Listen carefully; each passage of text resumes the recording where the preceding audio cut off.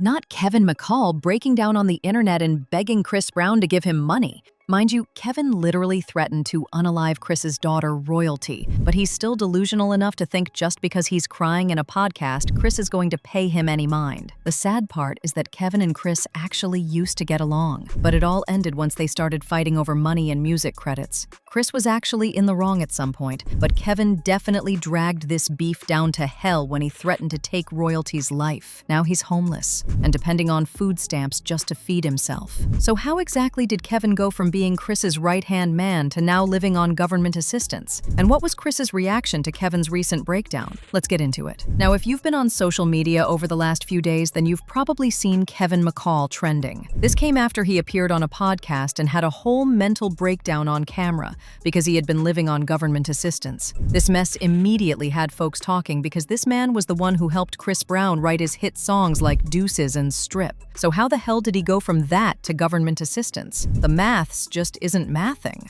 And even if it's because he and Chris fell out, the royalties he gets from writing those songs should be enough to set him up. But no, he revealed that he had been on EBT for the last few years. He said Chris owes him over $25,000 for his writing credits, but Chris apparently took advantage of him by taking his name off the credits. Because of this, he hasn't made any money from the songs he wrote. Baby, this man was literally crying and crashing out in front of all them folks at that podcast. It was just sad and embarrassing. He even said that things got so bad for him, he wanted to take his own life. Got an EBT card. And this is at Breezy Bowl and made 90 whatever the million, and it say KKKKK Mac.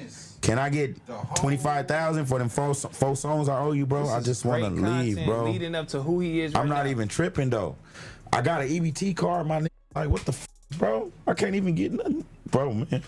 Y'all want to see me cry in here, so y'all can think I'm a. Bro. That shit ain't fair. Hey, I'm on EBT, bro. hey, That's why. Bro. hey. Look, bro. Calm down, bro. I'm on EBT, smack. Look. Say my name, bro. That shit is better. I had to go up in that motherfucker and hide my face with a mask like COVID, bro. Don't act like every. I went through it, bro. I want to kill myself. That spoke life into you, bro. That was Now, before we get deeper in this mess, let me give y'all a little bit of context as to how Kevin even ended up in this situation in the first place. Because honestly, he should have no business being on EBT. Chris and Kevin first met in 2009 and immediately clicked. Chris liked Kevin because of his production skills, and not long after, they began working together. Chris signed Kevin to his label, Chris Brown Entertainment, as a producer and writer, and not long after, they began working together. Kevin said he never even wanted to give Deuces out to Chris, but Chris practically begged him for it, and at some point he agreed, under the condition that his name would still be on the song. Come together. Deuces came together. He was doing In My Zone did well, so he wanted to click up with Tiger. He was a fan of him. He felt like he had buzz popping at the time. He wanted to link up with him and do a joint album. So he hit me for that, and they were in Virginia again. So it's gonna be. And I said, guess what? I'm an artist. I'm gonna send you my stuff. So I sent him my single, which was Deuces. You know, he was So like, that was your yeah, song. It was my song. Ah. It was a separate package from the whole thing. It's like, here's your 10 songs. Oh, and guess what? Listen to this in the car. He was listening to it the whole week. And he's like, nah, I need that song. I need that song. Okay. No, I need to come out. I'm an artist. I'm not a producer. I'm not a writer. I'm not a writer or a producer. I'm just me. And I give away a lot of my stuff. So that's how I became writer. Mm-hmm. You know, so he begged me for another week when I was out there. We had finished all the songs we were going to do. He's like, nah, I need Deuces. I was like, I need that. And he's like, well, you can stay on it. I was like, you got it. Okay. And then that's how Deuces came out. And which part of Deuces is your part? Is All of it. Oh, well, yeah, but But girl, right when they popped out all these hits and folks were beginning to like them, Kevin accused Chris of playing with his money. And that's when my frustration started coming in. When the money wasn't coming in, they kept spelling my name wrong. When it was played, they'll cut my verses off on the radio. Just taste of a little, you know, success going on tour with them a little bit, just, you know, doing Deuces and this and that. But when it was time for like Strip to come out, our relationship started fading a little bit. And I wasn't seeing them as much for whatever reason. I wasn't in as much sessions. There was a lot of more people coming into sessions, and I don't just gel with all types of spirits like that. Yeah. I'm a very real person. A lot of people can't take that. A lot of people around him was fake. I mean, were you being offered publishing deals and stuff like that during this time? I did a publishing deal through Chris. I didn't understand any of that. So Okay. everything was through Chris. And that's why what I was trying to get to is once me and his relationship kind of got funny, he kind of, you know, the business and stuff was all held up and messed up. It wasn't until 2016 that the beef really took off. Chris and Kevin got into a nasty back and forth online. And this was when it finally clicked for a lot of people just how bad the beef had gotten. Kevin got on Twitter and demanded a sit-down conversation with Chris. He said, "Chris Brown, we need to sit down and handle this business. I tried the adult business route. I feel my kindness is being taken for weakness." Chris didn't like this mess at all, and he clapped back at Kevin in a long Instagram post. If this is recent, then I will say this. Guys who have the proper channels to connect and work are there. Guys be in their feelings sneak dissing because they messed up their life being too arrogant, and then nobody wanted to work with you, Kevin. The label dropped you because you thought you were a better producer and writer than the guy you are today. You lose passion and hunger over money and flexing when you ain't got it. I'm not no little kid, and all that gangsta stuff these guys claiming they doing ain't bout shit. You better check them loose lips for I show you the real devil, my guy. You ain't nothing. Ain't gon' ever be anything. Broke tail bottom feeder. I busted my tail so you could have the life you wanted and career. You are your own worst enemy. Chris also posted multiple videos showing off all his luxury cars and basically rubbing it in Kevin's face that he used the money he made from the songs Kevin wrote to buy the cars. He also said if Kevin was really the one behind those songs like he claims, then why couldn't he write another hit for himself? I just woke up and I thought about something. If this wrote all these songs that he claiming he wrote, why he ain't write no more? Oh wait, this is just one part of my house. This is life before K-Mac and life after K-Mac. Man, I'm gonna stop playing with this. Thank you, K-Mac. I bought this with your money. I bought this with your money. I bought this with your money. I was thinking about giving you this, but I bought this with your money too. I bought that with your money. That's the only one on the West Coast. Oh, I bought that one with your money too. I took it, and then I bought this car. He's looking at you so disappointed, bro. You look whack. Girl, this was just half of everything Chris said, but you already get the gist. He was all the way mad and tore Kevin up.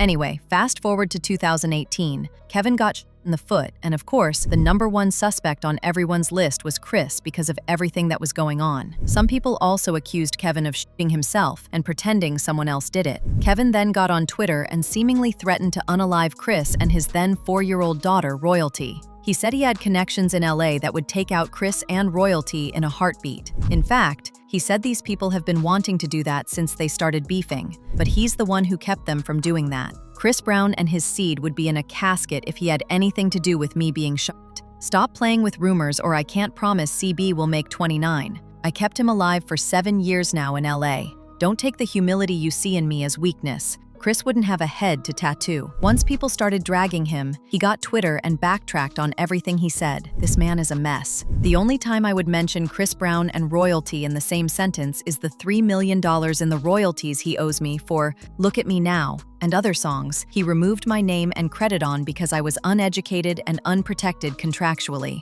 I don't promote evil, so self-reflect. Even aside from Kevin's mess with Chris, his life was literally falling apart, so much so that he literally got arrested for putting his hands on a police officer. So in 2019, Kevin got into a physical altercation with an officer after the officer told him to stop live streaming in the courthouse. Only authorized people are allowed to do that, and Kevin wasn't authorized. He got into a verbal altercation with the officer, and when the officer reached out to get the camera, he put his hands on him. Anyway, going back to Chris, he actually saw Kevin's recent mental breakdown on that podcast, and he had nothing nice to say. He said on his IG story, "Remember this, you can't walk across a burnt bridge. And you know what's funnier than a troll? A broke one." Now, I'm not going to lie, I feel a little bad for Kevin, but he cannot just go around blaming Chris. He failed to get the proper paperwork in place, and that's why he is in this situation. Not only that, the BET interview pretty much threw off everything he's been crying about. He did get paid, but didn't manage those funds very well. And now that no more checks are coming through, he's blaming Chris. Not this man singing his response like that's going to revive his career.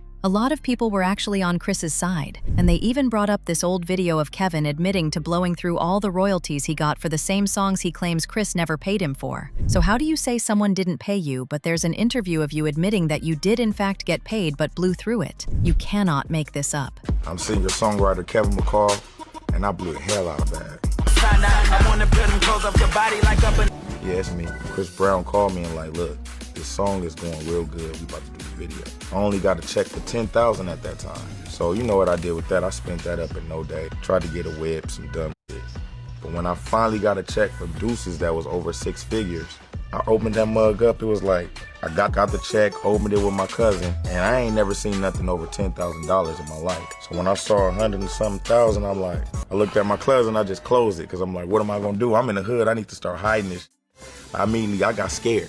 I didn't even get happy. I'm like, well, I'm gonna put this $100,000, what do I do? Like, and I didn't tell nobody. I kept it a secret because honestly, I had never seen that much money, didn't know what to do with it, didn't know where to start. The most I had ever paid for rent at the time was like $300 when I was at Washington State. So I couldn't even fathom really before that. It took me almost losing my family to realize, okay, something's not right. I had a 4-bedroom house in Woodland Hills, and my child's mom at the time had to pay the rent. I'm thinking I'm broke, not knowing I got checks coming from here, here, on this tax ID number, you know, all these things that I'm more familiar with now. And if I knew them then, I probably could have saved my family, but I knew I blew the bag when I had to move back into my parents' house for like a week. Just that whole time period was the most embarrassing time, a very difficult time. I almost crumbled to the pressure, and then I don't know what it was. One of them royalty checks came in again. Praise the Lord.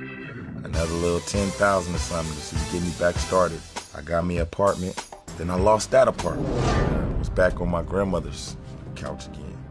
And that's when I thought it was really over. I had to really sit back and say, okay, well, where's the money coming from? Like, how do I get paid? What is this this quarterly thing? Like, how do I manage that to where I could survive? As usual, people had their own thoughts, like this person who said, showing us that card like it's our fault and not his. You had hit songs with Chris Brown Goofy. Another person said, so he claims for years that he wasn't paid, yet never took Chris to court, knowing if a contract was signed, he would have won that case easily. Sounds like he wasn't responsible with his money and was blaming Chris. Probably blaming Eva for putting him on child support too. But now I want to know your thoughts. What do you think about Kevin blaming Chris for being broke? And do you think Kevin is to blame for his current situation?